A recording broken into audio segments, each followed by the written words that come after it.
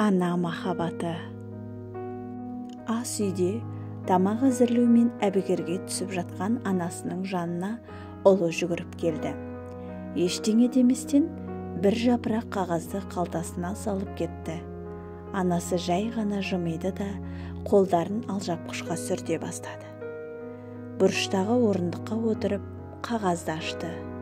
Былай жазылған екен: ауладағы жапырақтарды тазаладым, 100 теңге.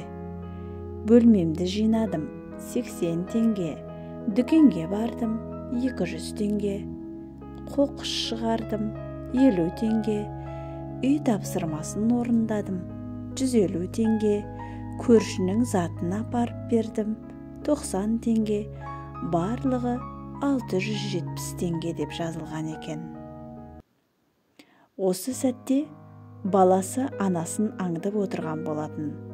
Қағазды оқып болған соң ақша береме деп күтті. Алайда анасының терең ойға батып кеткенін байқады.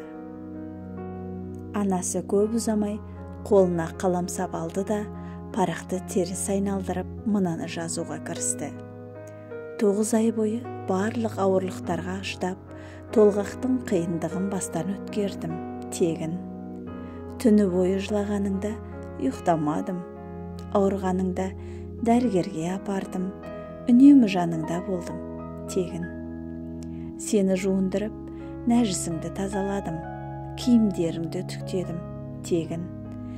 Ойыншықтар, тамақ, киім, тіпті мұрныңды сүрткенім де тегін.